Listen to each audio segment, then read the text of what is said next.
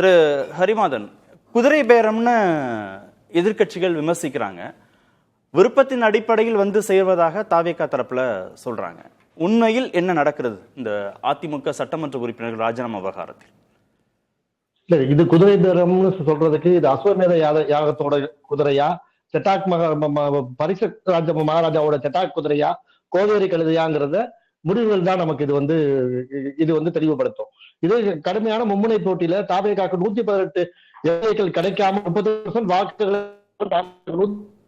எம்எல்ஏக்கள் கிடைக்காத ஒரு சூழ்நிலை அதிமுகவுல எடப்பாடி பழனிசாமியை நம்பி பயணிக்க முடியாத எம்எல்ஏக்கள், எடப்பாடி பழனிசாமி மேல அதிருப்தி கொண்ட எம்எல்ஏக்கள் இந்த முடிவுல எடுத்து ரிசைன் பண்ணிட்டு வந்திருக்காங்க. வந்திருக்கவங்கள யாருக்கும் பெரிய ஸ்டேச்சர் கிடையாது. விஜயபாஸ்கர் ஒருத்தர் தவிர வேற யாருக்கும் பெரிய ஸ்டேச்சர் கிடையாது.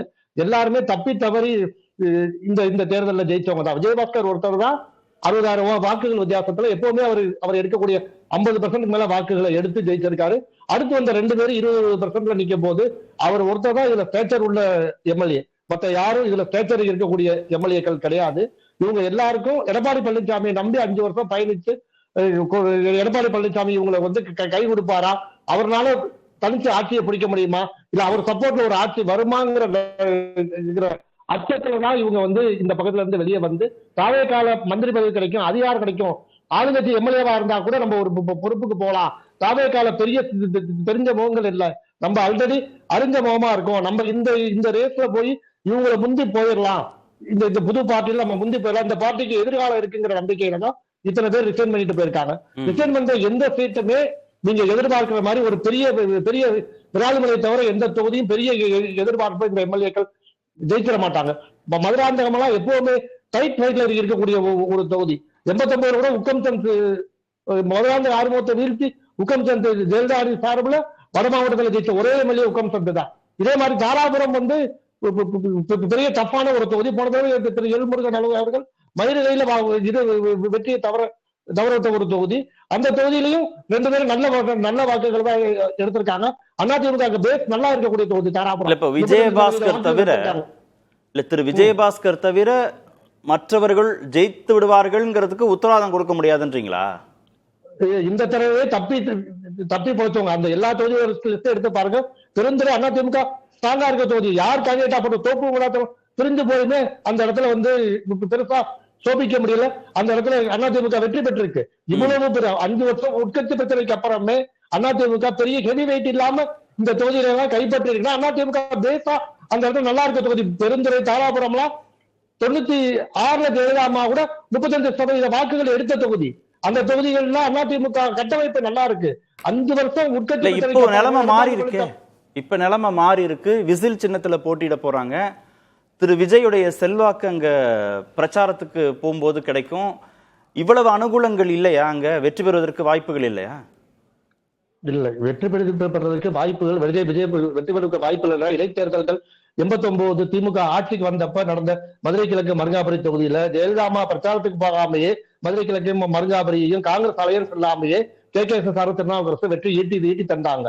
அதுக்கப்புறம் திருமங்கலம் பார்முலாவுக்கு அப்புறம் தமிழ்நாட்டில் இடைத்தேர்தல்கள் வெவ்வேறு கோணங்கள்ல இது நடந்துருச்சு.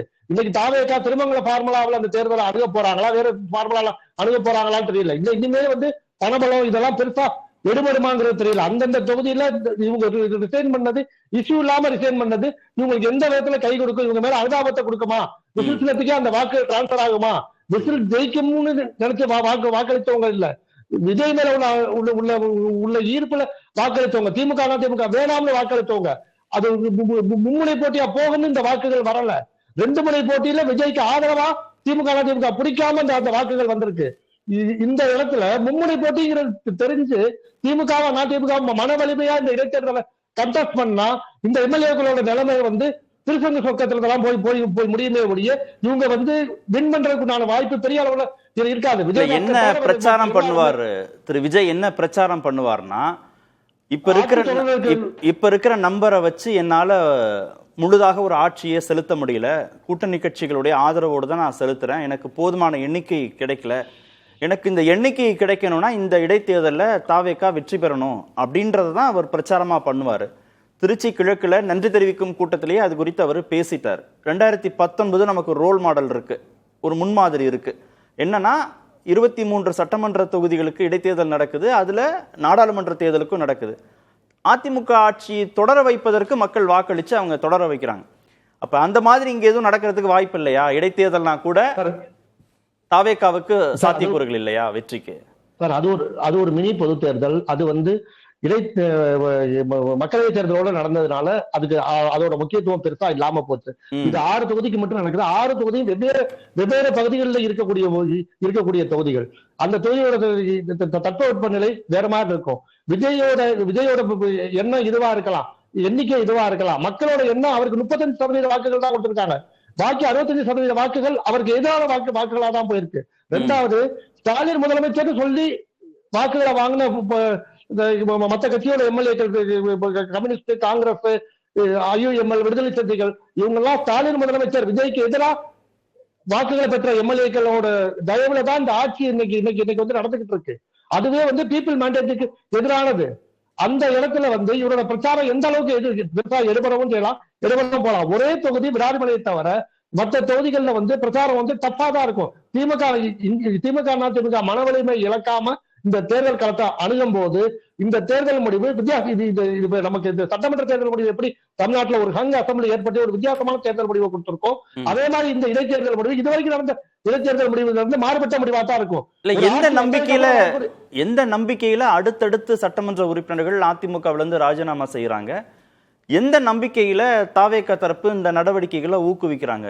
ஜெயிச்சிருவோம், அதிகாரத்திற்கு வந்துருவோம் அப்படிங்கிற நம்பிக்கை அதிமுக சட்டமன்ற உறுப்பினர்களுக்கும் தங்கள் செல்வாக்கு கூடியிருக்கு தேர்தல் முடிவுக்கு பிறகு அப்படிங்கிற நம்பிக்கை தாவேகாவுக்கும் இருக்கிறதுனால தானே நீங்க முடிவுகள் அதிர்ச்சிகரமா இருக்கும், வேறு மாதிரியா இருக்கும்ன்றீங்க? இல்ல முடிவுகள் வந்து விஜய் ஒருத்தர் தான் கிரௌட் புல்லிங் உள்ள ஒரு லீடர். எடப்பாடி பழனிசாமி அவர்களும் ஸ்டாலின் அவர்களும் கிரௌட் புல்லிங் இருக்கக்கூடிய லீடர் கிடையாது. அந்த நம்பிக்கையில இவங்க வந்து ரிசைன் பண்ணிட்டு போறாங்க. எடப்பாடி பழனிசாமி இவங்க வந்து சகாவாத்தான் கருதுறாங்களே ஒழிய இந்த எம்எல்ஏக்கள் அவரை தலைவரா கருதாதனுடைய விளைவு, அவர் தலைமையை ஏற்றுக்கிட்டு நமக்கு லாபம் இல்லைங்கிறத ஒரு விளைவு, அரசியல் வணிக மயமாக்கப்பட்டது, கொள்கை பிடிப்பு இல்லாதவருடைய விளைவு தான் இவங்க வந்து ரிசைன் பண்ணிட்டு போறாங்க. அந்தந்த மாவட்டங்களில் இருக்கக்கூடிய அவங்களுக்கு உண்டான உட்கட்சி பிரச்சனைகளை சேர்ந்துதான் இவங்க வந்து ரிசைன் பண்ணிட்டு போறாங்க. இது வந்து தமிழ்நாடு முழுக்க ஒரே மாதிரி எதிரொலிக்குமா, விஜயோட பிரச்சாரம் இந்த இடத்துல கை கொடுக்குமாங்கிறது கேள்விக்குறியான விஷயம் தான் அவங்களுக்கு. ஓகே.